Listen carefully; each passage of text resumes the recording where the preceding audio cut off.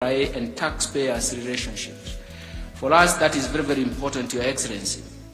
And we know that at the backdrop of it, Your Excellency, in the last 2 years, the world and even our country have faced a very, very difficult time of slightly over 2 years.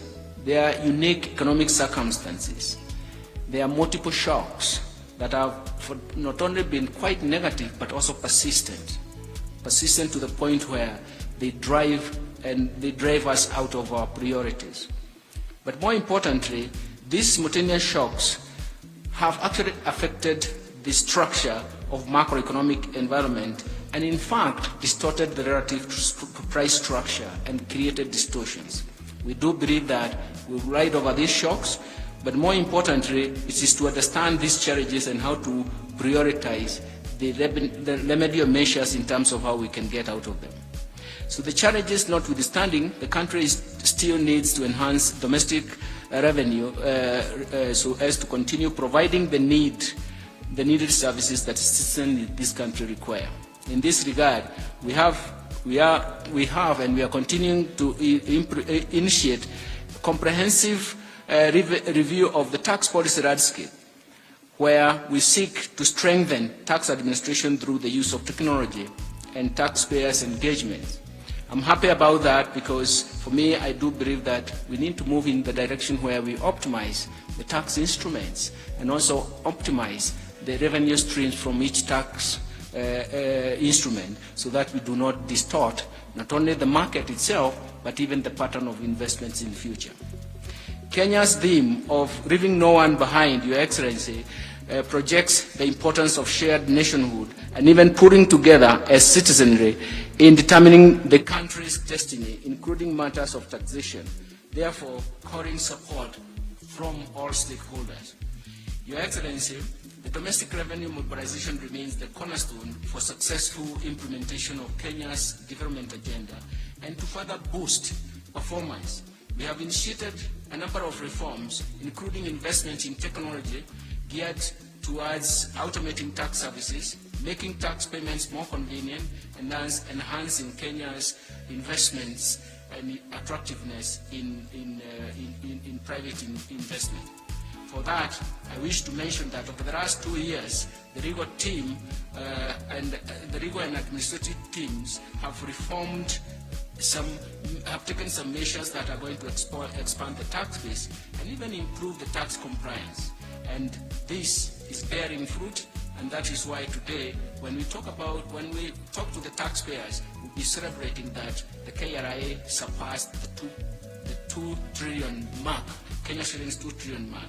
And for me, this is actually very encouraging.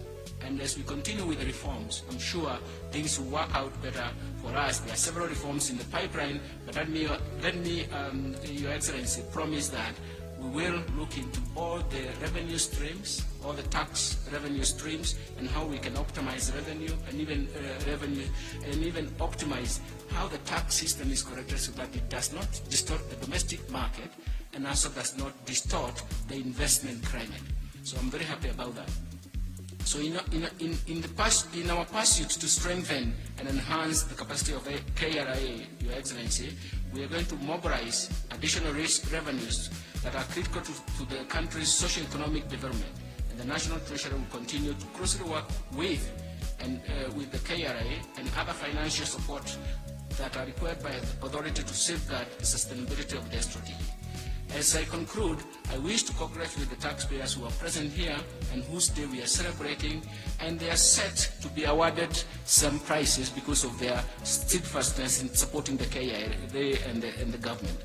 And we thank them immensely for their partnership to support, for the support they have provided, and without whom Kenya would not have realized the efficient development agenda and maybe even what we are focusing in the future. I would encourage them to keep the pace and press on with the noble mandate, but also to give KRA a response in terms of how best we can organize this tax system. Your Excellency, at this stage, because this is a day for the taxpayers, I wish to conclude my speech and allow me to welcome your Deputy, His Excellency Honorable Rigathi Gachagua, to make his remarks and thereafter invite you to address our distinguished guests. Thank you very much, Your Excellency.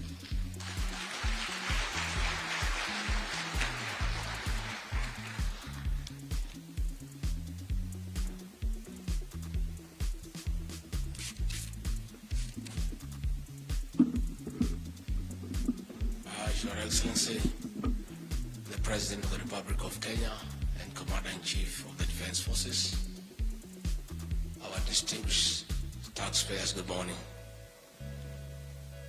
Your Excellency, we are here once more to engage our serious partners in national development and turning around the economy of this country. We want to thank you, sir, since your historic swearing in, you have led by example to the rest of us who are privileged to assist you in the management of the affairs of this country, that entrepreneurship, investment, manufacturing, and general business is the way to go to turn around our economy for the benefit of our people. I want to confirm to the taxpayers here today and all entrepreneurs, investors, manufacturers, and all those engaged in one way or another in doing business in our beautiful country, that our President has given a policy direction to all of us who serve under him, that our work as public officials is to support and facilitate business. And that policy direction has trickled down that public officials have no business standing in the way of business, being a hindrance, creating roadblocks. Their work is to support and facilitate business.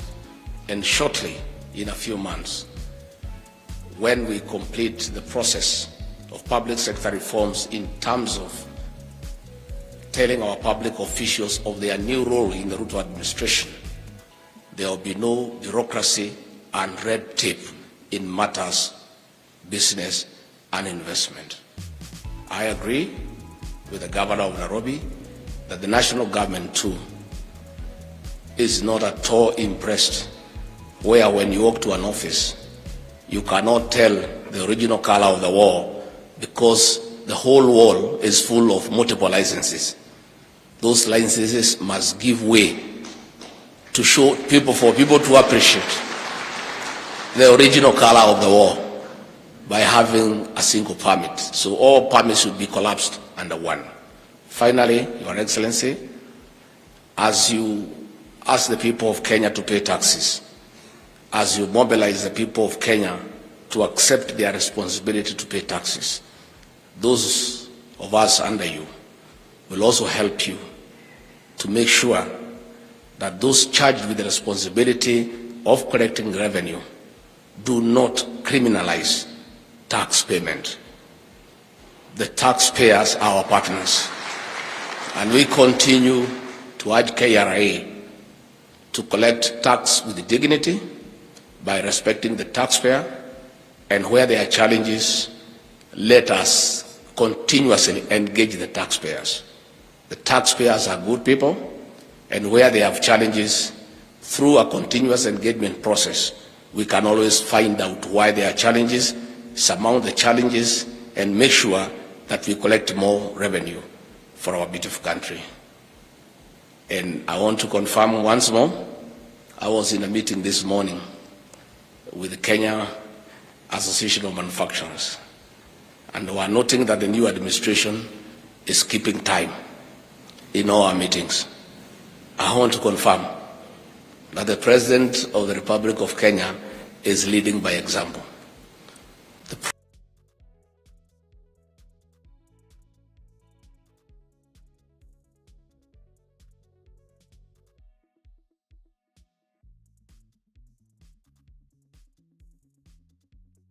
problem with this country is one of leadership.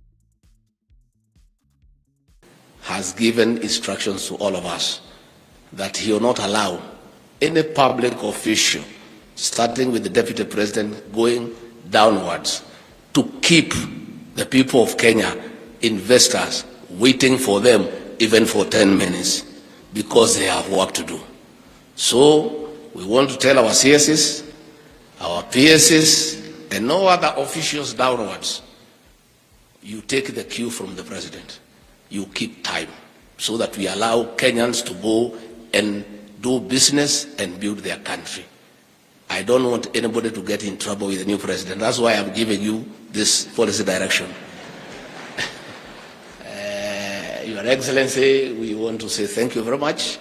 You have set the pace.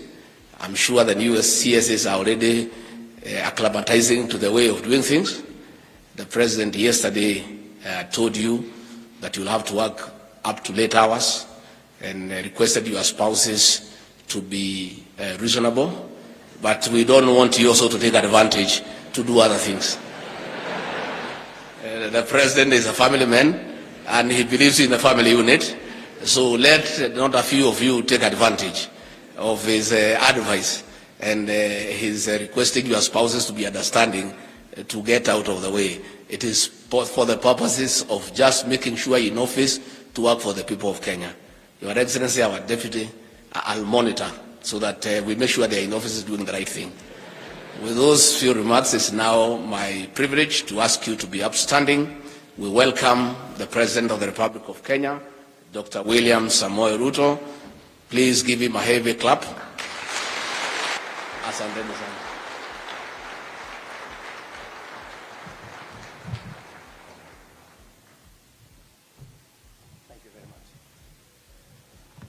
Thank you very much, Mr. Deputy President. Please, let's take our seats.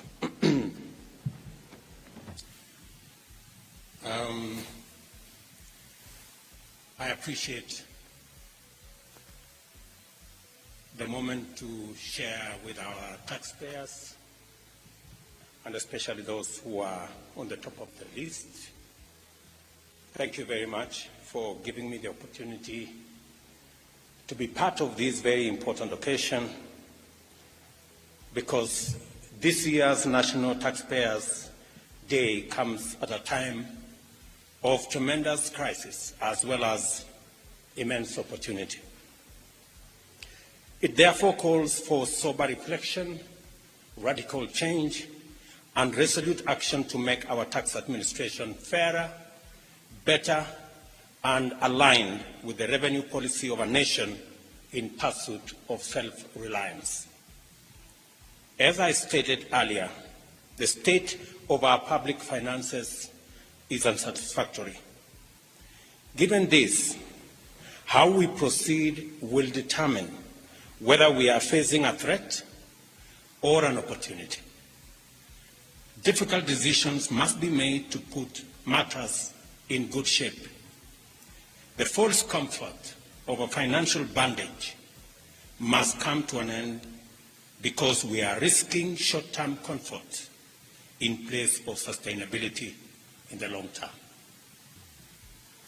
We have already taken the direction of retiring expensive, unsustainable consumption subsidies in favor of investing in production, while cutting off the fat in the national budget to eliminate wasteful and irrational expenditure to produce savings which will finance urgent, critical interventions. We continue to live way beyond our means, with an unsustainable proportion of our revenues going to servicing debt. Under these circumstances, critical government services cannot be provided adequately or at all, owing to budgetary constraints. Similarly, essential projects cannot be undertaken for the same reason of unavailability of adequate resources. The implementation of our government's plan for rapid and inclusive socio-economic transformation of our country depends on a robust revenue growth rate and a well-managed budget deficit.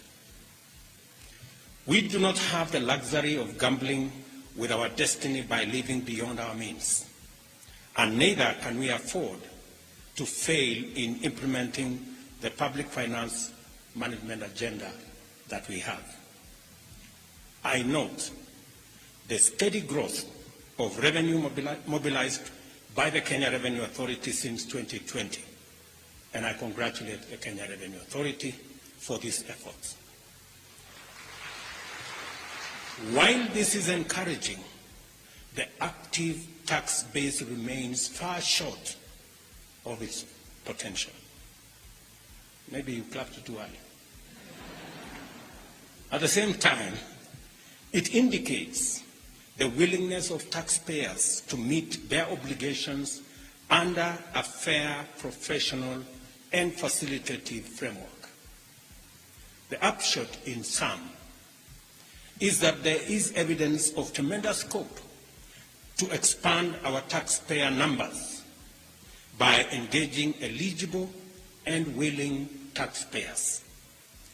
It is time to do the fair thing by supporting patriotic taxpayers who fulfill their obligations by reducing the number of free riders and enlisting more taxpayers to the national building project. A huge obstacle to the realization of our national revenue targets is that in practice, tax administration has traditionally been a repressive, menacing affair which resembles extortion.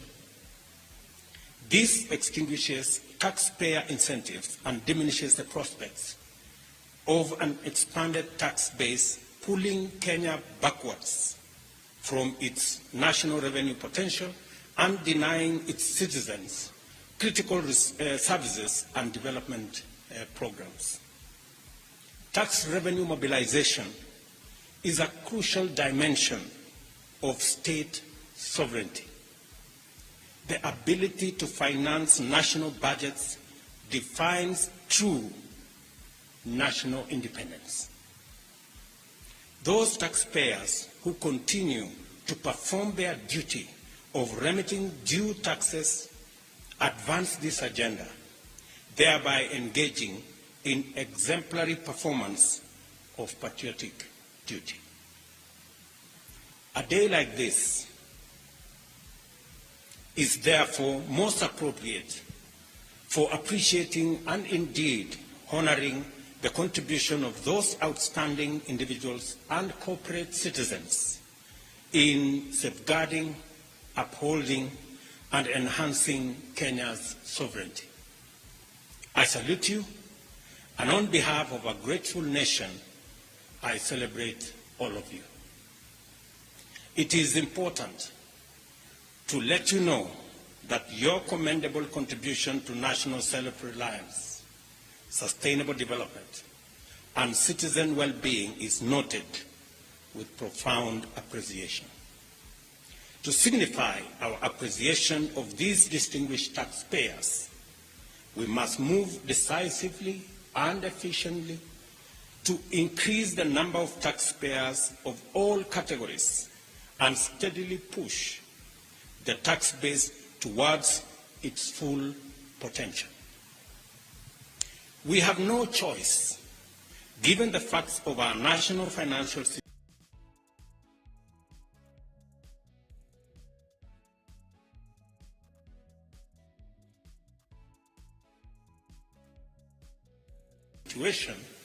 and it also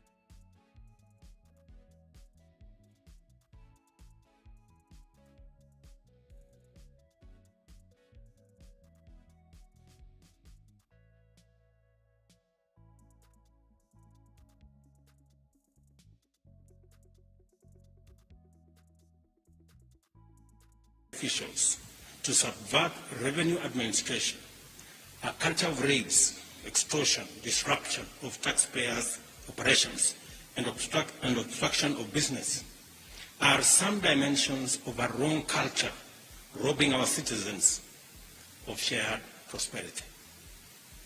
I have discussed these issues with the management of the Kenya Revenue Authority. I have discussed these issues with the Commissioner General. I have brought to his attention many of the practices that go on at the moment. For example, we are selling 2.9 billion stamps for our sizable products, while our neighbor, Tanzania, is selling 7.2 billion stamps. Uganda is selling 9 billion stamps. Those two economies are smaller than ours. It means we should be selling between 10 billion and 12 billion stamps. But the trouble is, the government is selling 2.9 billion stamps. There are people who are selling the balance, which is approximately 7 billion stamps. And I have told the Commissioner General he must tell these people to stop. And we have no choice. Because I do not want to fight with people, but I must stop. I want to tell the good people in KRA, good people, you must stop. Because I have given enough information to Commissioner General to sort out that mess. And I have told him if he doesn't sort out the mess, I will sort it out myself.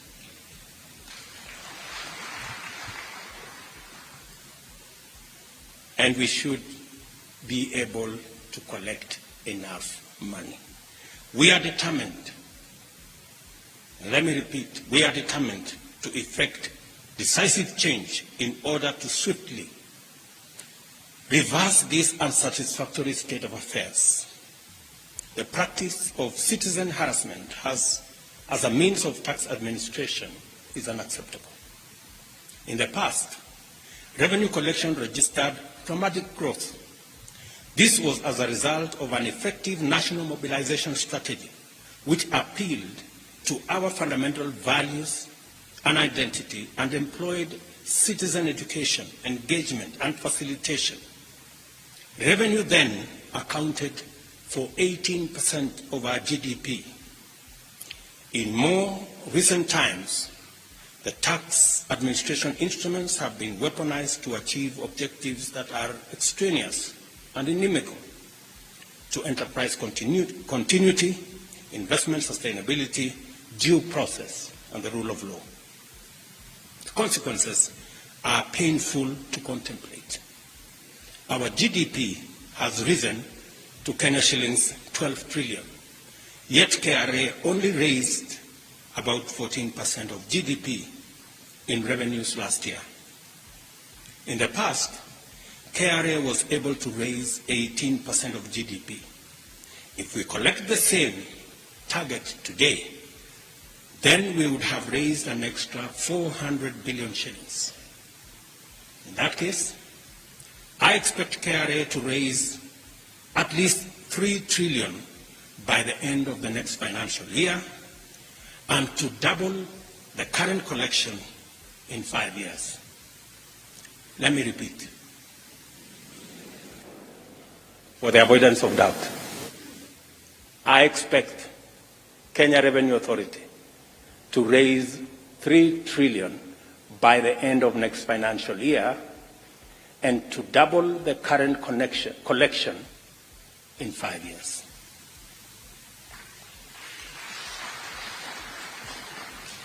I can see the Commissioner General recording. Let me repeat it again so that you get it right.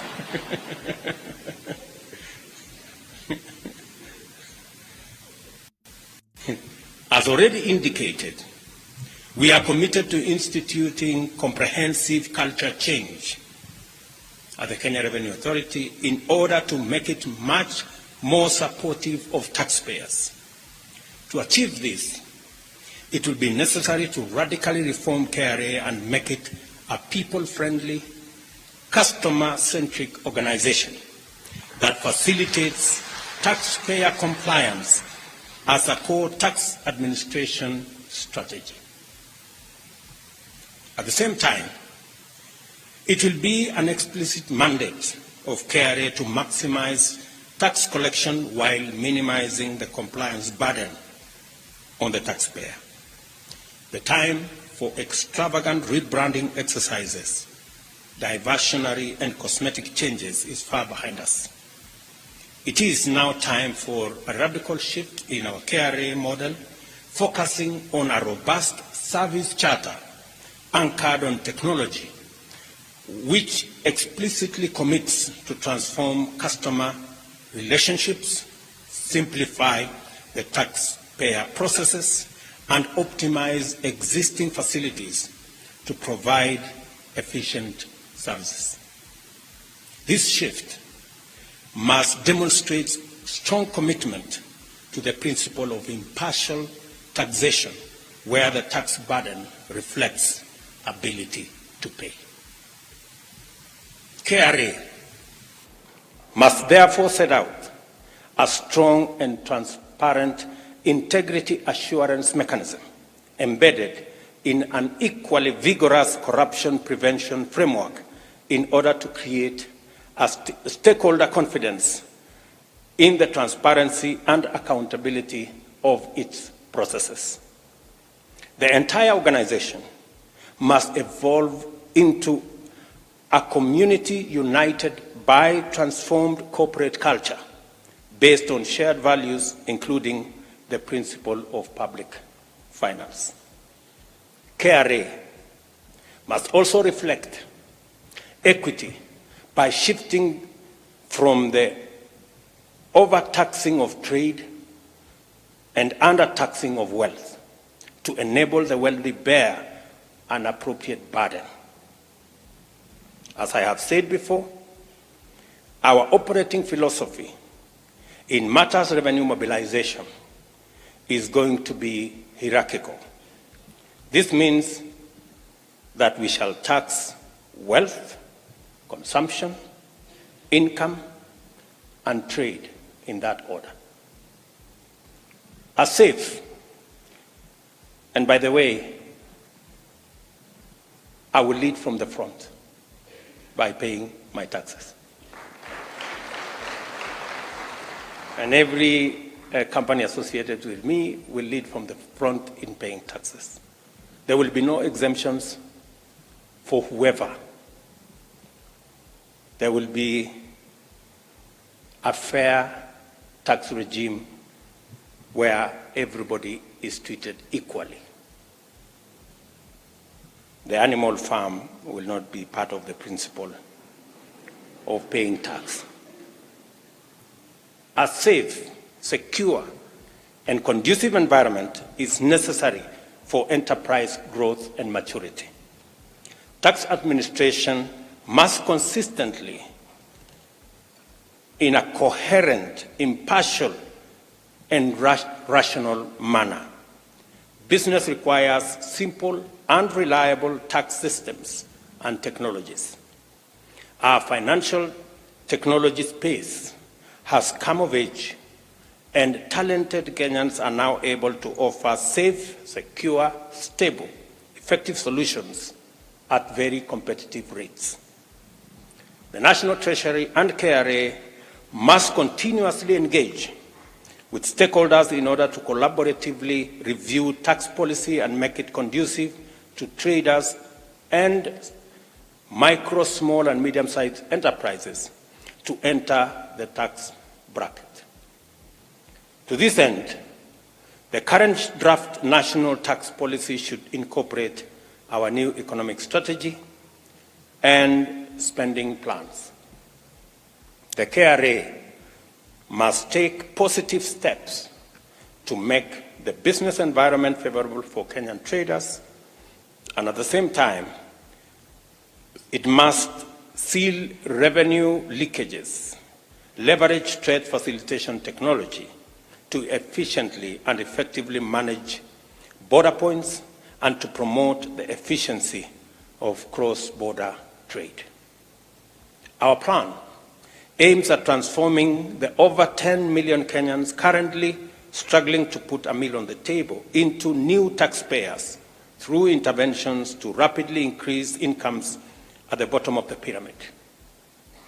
Our pledge to commit investments to the informal sector is intended to lift these millions from the bottom of the economic pyramid into active wealth creators, significantly broadening the tax base.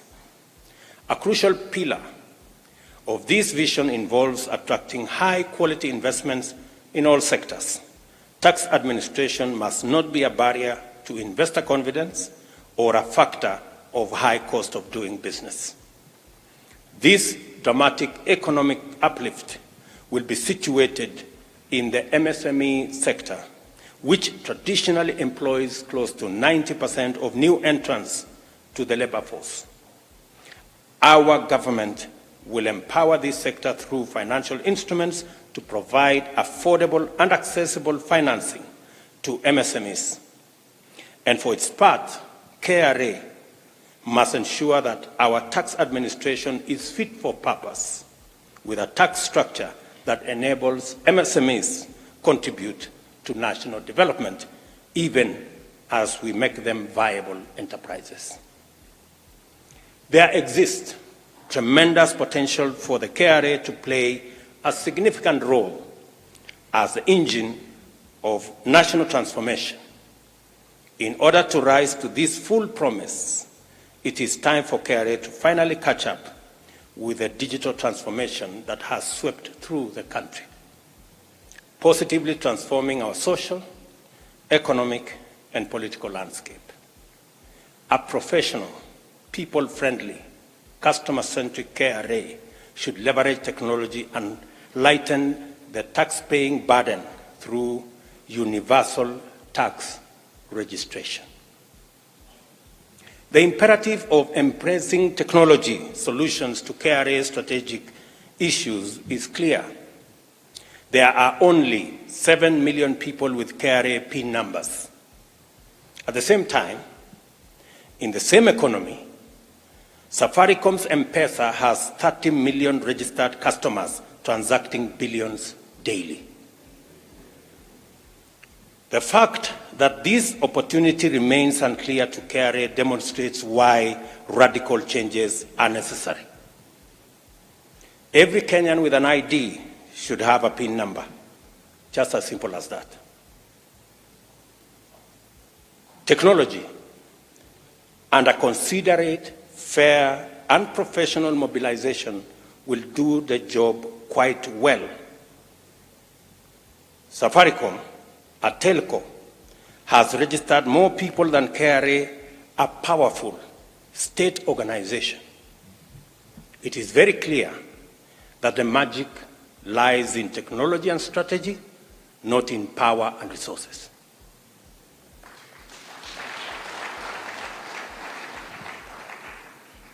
Bwana Siji, umesikia hiyo story? I'm happy you're taking notes. The agenda I have set out to recalibrate and reorient our tax administration framework signifies our appreciation of the contribution of our taxpayers who continue to embrace their patriotic share of practical nation-building efforts.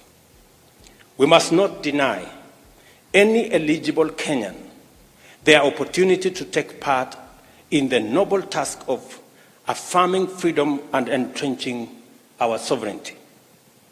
Universal tax registration is a historic endeavor to enlist all Kenyans in the patriotic effort of reinforcing our independence by enhancing self-reliance. We must pay attention to KRA because it plays an indispensable role in mobilizing the resources required to enhance the well-being of Kenyans and finance necessary measures for growing the national cake. How we do our tax administration can determine whether KRA is a fulcrum in a virtuous or a vicious cycle in our public finance management system. The measures I have set out, therefore, demonstrate our government's full appreciation of the KRA as a guarantor of national development.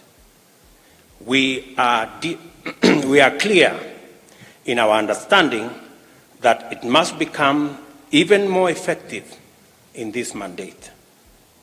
I pledge my total support for KRA and KRA's role and evolution towards optimal tax administration for our historic transformation era.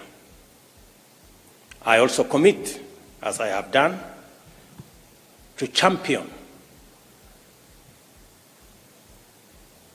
the commitment that every Kenyan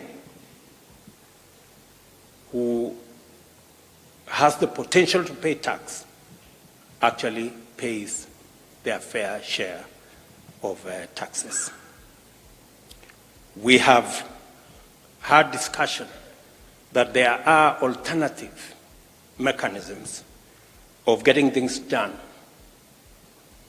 For example, you just had the governor of Nairobi to be able to collect the rates and rents.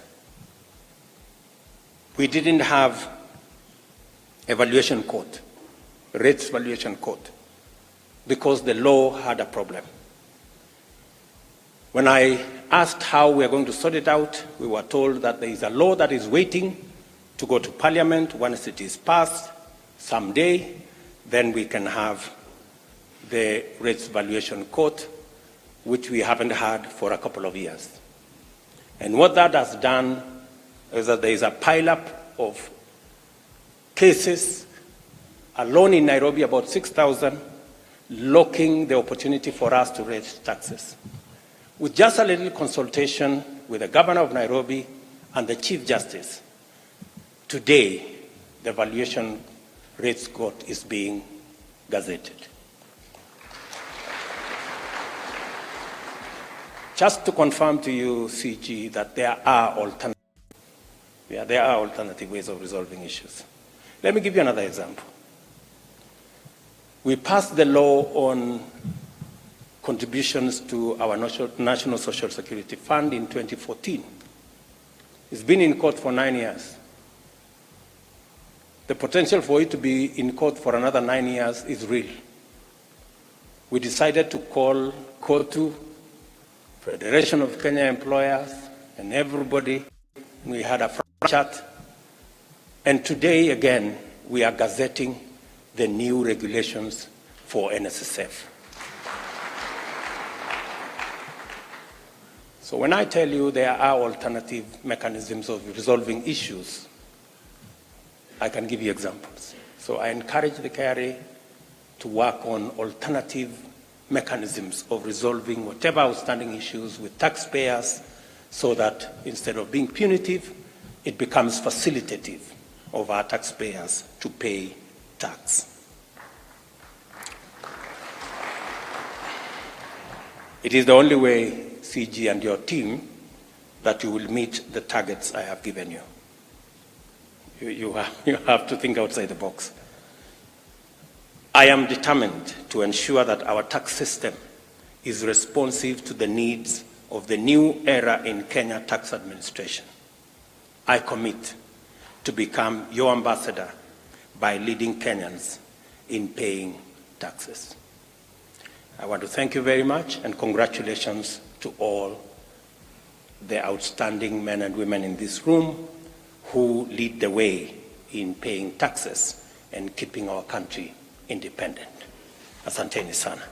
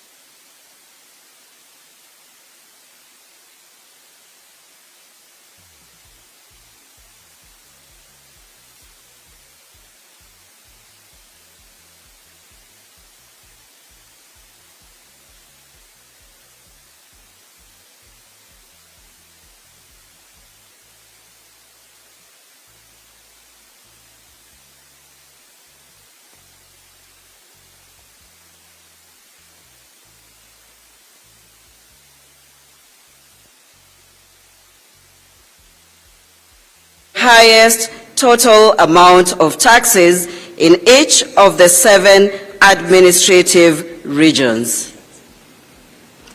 Truly, every hustle matters. The top MSME Taxpayer North Rift Region Award goes to the Noble Circle Society Limited. The top MSME Taxpayer South Rift Region Award goes to Imarisha Circle Society Limited.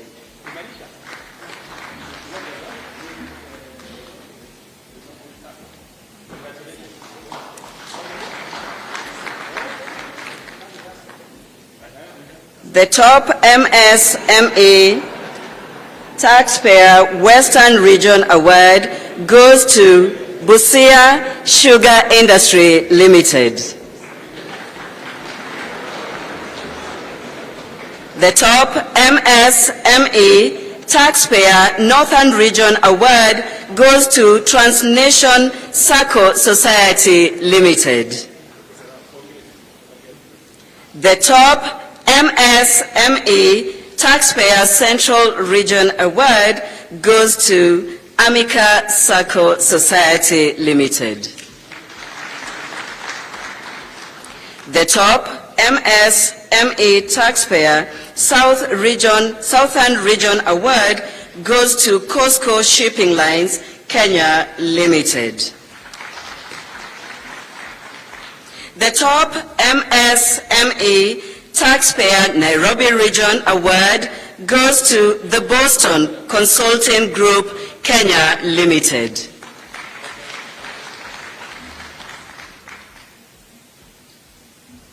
Top Exporter. This award recognizes the exporter who handled the highest value of exports and is compliant with customs laws and procedures. This award goes to Lab International Kenya Limited. Lab International Kenya Limited.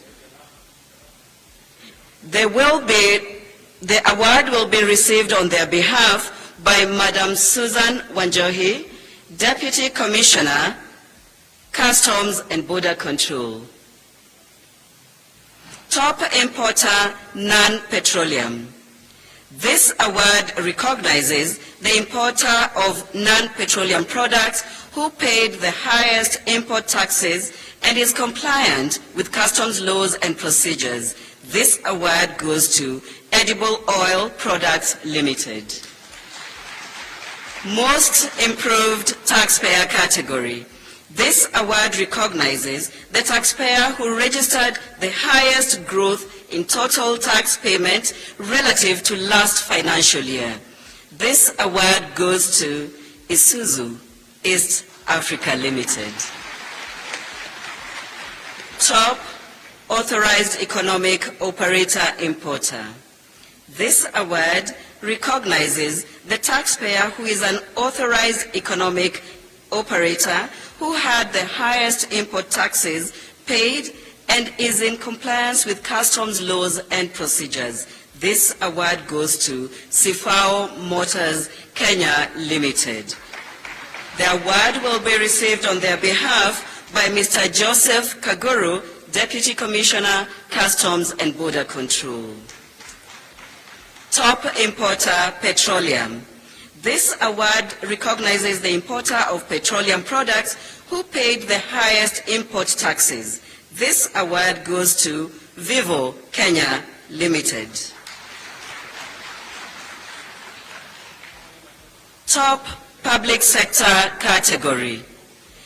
This award is presented to a public entity that has demonstrated the highest levels of tax compliance through consistent filing and timely payment of taxes across all tax heads. The taxpayer paid the highest amount of taxes relative to other government agencies. This award goes to Teachers Service Commission. Taxpayer Category. Top Taxpayer Category. This award is dedicated to the taxpayers who are the leading payers of taxes in the country and have demonstrated the highest total amount of tax payment across all tax heads. The top medium taxpayer award goes to Twiga Foods Limited. The second runners-up top taxpayer category award goes to KCB Bank Kenya. The first runners-up top taxpayer category award goes to Kenya Breweries Limited. The top taxpayer award goes to Safaricom. Simple, transparent, for you.